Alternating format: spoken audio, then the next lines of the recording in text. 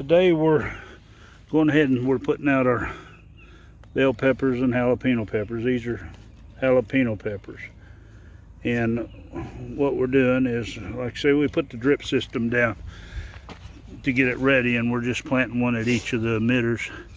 We're taking off the first leaves, and then we're planting them just where that section is just above the ground. That'll get them in solid and won't be too deep. And these are the sweet potato slips that we had planted earlier. As you can see, they've got a good root system. We'll just break these apart, and then we'll take and plant each one of these slips individually, about an inch below where the root's starting out of them, at least, maybe just a little bit further, but about an inch below the ground. Once you get them all in the ground, then you want to water them in good. Make sure you press the soil down around so the roots make good contact. Get rid of most of the air, but like I say, water them in good. And that's about all it takes. Okay, the sweet potatoes are in the ground now. I'll give you a little update on where we're sitting with the garden today. This is March 27th. Okay, the tomatoes are doing good. Now these were the early girl bush. Now they're still seeming to be just a little pale compared to the others and not doing as well. Most of that I think was because of the potting mix once I took them out of the starter mix and retransplant them. These here are the unknowns. I think a chocolate or a purple tomato.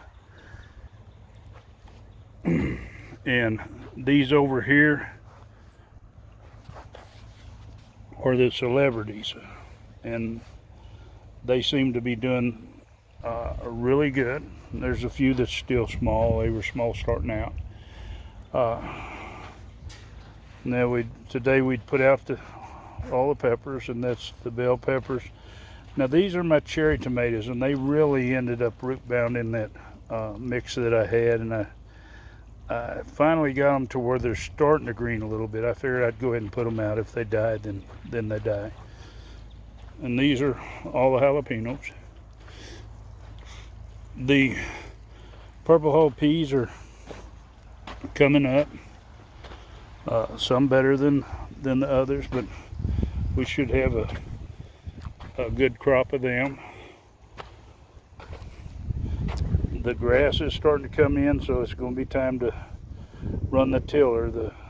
The turnip greens are coming on. The mustard greens are coming on. Now most of the Yukon Golds are coming up. You can see some of them are really small, but a lot of them's already come up. Now the red potatoes, they're doing great.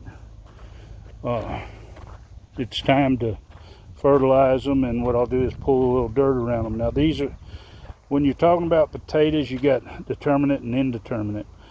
And indeterminate potatoes, you can keep burying them and burying them and burying them. They'll keep putting potatoes higher and higher on the plant. Now these are determinate varieties, so what I'll do is pull dirt up to them so there won't be any potatoes that the sun gets to, because if they start turning green, they get kind of noxious. There's some type of element to them that can make you sick, so you don't want to eat green potatoes. Not like not ripe green, but like the ones that actually turn green from I guess producing chlorophyll or something, but they produce this chemical that's in them. The corn is starting to come up. I have two types here. They're both coming up. Once they get just a little bit bigger, I'll take and thin these back to about a foot apart. And there's our sweet potatoes we put out. Now over here too, normally I just plant seed outside, but I put some seed inside this year. I've still got one little area here, and I'm probably going to put some kale in this area. But I took and had 4 pumpkin seed left, and I just went ahead and started them inside, and as you can see, they went crazy. Now I transplanted them out today. I actually started 2 different types of watermelons inside too, and they were a little bit slow to germinate. The seed is really old, but I've got plenty enough. It's not like I'm gonna fill up watermelons. And I actually have a couple of cantaloupe plants. One of them's really small, but I went ahead and started them inside. But that's where we're sitting right now.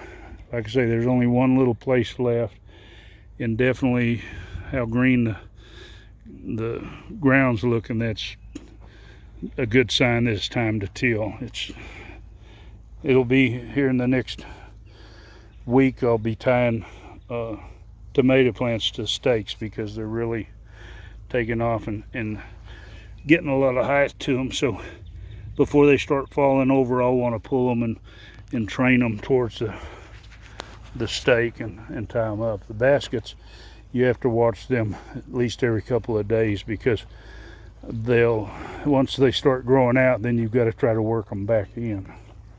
But that's where we're sitting.